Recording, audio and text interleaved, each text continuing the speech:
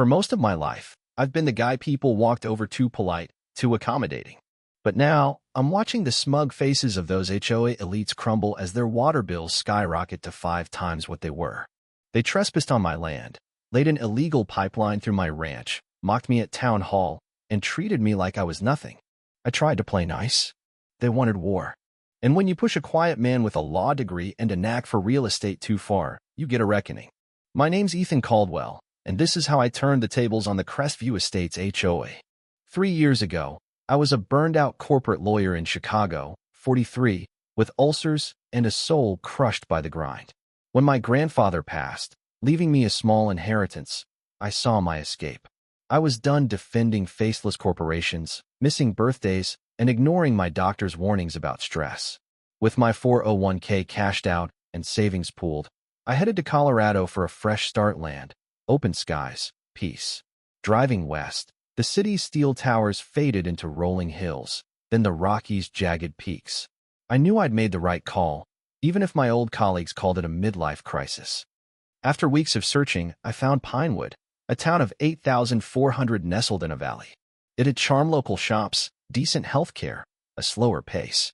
The listing for a 30-acre ranch caught my eye. Meadows, a stream, mountain views, and a fixer-upper farmhouse, all priced suspiciously low. The real estate agent, Sarah, showed me the property, and it was love at first sight. Healthy pastures, sturdy fences, a cozy fireplace. When I asked about the price, she fidgeted. It borders Crestview Estates, with a notoriously aggressive HOA. The last 3 owners bailed within 2 years. Your land's outside their control, those stay low-key, and you'll be fine. She pointed to Crestview's cookie-cutter mansions, their sterile perfection clashing with my ranch's rugged beauty. I should have listened to her unease, but the dream of raising cattle and growing my own food blinded me. Sarah's stories about past owners hassled over tractors, compost piles, water access, and legal threat felt like cautionary tales I could outsmart. With 15 years of legal experience, how bad could an HOA be? I bought the ranch for $400,000 and spent the first month in bliss, sipping coffee on the porch, planning upgrades. I fixed the roof, modernized the wiring, and planted a garden that produced enough zucchini to feed an army. I got horses, a small herd of cattle, and settled in. My neighbor, Clara Benson, a no-nonsense 60-year-old rancher, welcomed me with a peach pie and a warning. "Those Crestview vultures will come for you," she said, her silver braid glinting in the sun. "That stream on your land feeds their reservoir. They've wanted this property for years to control the water." Clara had watched Pinewood's farms give way to Crestview's sprawl, built by a Denver developer 15 years ago. Her warning stuck, but I was too busy to dwell on it. Trouble brewed when I attended a town meeting. Crestview's HOA president, Lillian Prescott, was a polished woman in her late 50s, her icy smile never reaching her eyes. She berated an elderly man over garish garden gnomes, threatening $50 daily fines. Her vice president, Charles Thornton, a slick ex-banker, and treasurer, Beatrice Langley, a prim woman with a ledger fetish, backed her every word. The council nodded along, spineless. When I introduced myself as their new neighbor, Lillian's grip on my arm felt like a claw. "We must have you over to discuss mutual interests," she purred, her tone implying my ranch was an eyesore. Charles handed me his card, hinting my land had potential if I sold cheap. A week later, a gold-embossed invitation arrived for dinner at Lillian's mansion. Clara, spotting it, warned, "Lillian doesn't invite unless she wants something. Be careful." I went, curious but armed with research on Crestview's history, lawsuits, water disputes, and a board unchanged for a decade. Lillian's Spanish-style estate screamed wealth, but the dinner was an ambush. The entire HOA board sat around a presentation easel, showing plans to turn my ranch into luxury homes and a golf course. They offered $280,000 a $120,000 loss. When I refused, Lillian's smile turned venomous. "Life can get difficult for those who don't align with our vision," she said, hinting at water rights they'd secured on a parcel near my stream. Charles added, "Victoria always gets what she wants." The threat was clear. Days later, I woke at 3 a.m. to machinery tearing through my pasture. Workers were laying PVC pipes from my stream to Crestview's reservoir, trespassing without notice. The foreman flashed a permit I couldn't read and shrugged off my protests. The sheriff, Tom Harlan, arrived but admitted the papers seemed legit, though his unease suggested otherwise. By dawn, the pipeline scarred my land, my cattle spooked.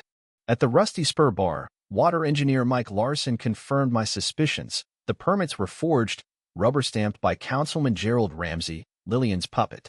Mike urged me to fight at the next council meeting. I presented photos, surveys, and proof of trespass, but Lillian countered with slick lies about easement rights and community benefits. The council, led by Ramsey, voted 3-2 to let the pipeline stay. Lillian's smug grin said it all. The game was rigged. A local reporter, Emily Vaughn, wanted to cover the story, but her editor Lillian's tennis buddy killed it. I could have sued, but Crestview's deep pockets would have buried me in legal fees, just like the previous owners. Instead, I dug deeper with my old law professor, Robert Ellison. Colorado's water laws are a maze, but we found a chink in Crestview's armor. Their reservoir wasn't HOA owned, but belonged to Crestview Reservoir LLC, a separate entity in financial ruin. A county clerk, Megan Harper, slipped me files showing the LLC's loan defaults and a quiet auction set for 60 days out. My tech-savvy friend, Alex Carter, confirmed the bank's new manager hadn't tipped off the HOA. This was my shot. I formed Pinewood Holdings, raised $375,000 from former clients and locals fed up with Crestview, and bid at the auction incognito. Charles, representing the HOA, was cocky, expecting no competition. When I outbid him at $375,000, his face went white. Lillian stormed in, nails digging into my arm. "That reservoir is ours," she hissed. I smiled. Not anymore. I raised Crestview's water rates 500%, sending bills soaring from $100 to $500 a month. The HOA's emergency meeting was chaos. Residents screamed at Lillian. A single mom wept about showering at her mom's, and even Lillian's allies turned. Lillian vowed to sue, claiming I'd sabotaged them, and for a moment, a biased judge seemed to favor her. Strange cars circled my ranch. My mailbox was smashed, and inspections piled up.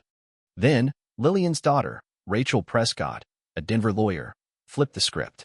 She leaked emails proving the HOA's illegal pipeline and rigged permits, including Lillian's smug note. "Ramsey will sign anything. Caldwell will sell." Emily's expose ran in a nearby county's paper, igniting outrage. At the next meeting, 70% of Crestview residents ousted Lillian, Charles, and Beatrice. The new board offered a deal: remove the pipeline, build a legal one, pay damages, and I'd cut rates to 50% above normal. I agreed, restored my ranch, and built a shared water system. Now, I host a yearly barbecue uniting Pinewood and Crestview. Lillian sold her mansion to a family with rowdy dogs, and Emily and I got engaged by the stream. But a new letter from a Montana HOA threatens my inherited land there. This time I'm ready. Standing up isn't about stubbornness, it's about showing bullies like Crestview that power isn't everything. They thought they were untouchable. They were wrong, and Pinewood won't forget it.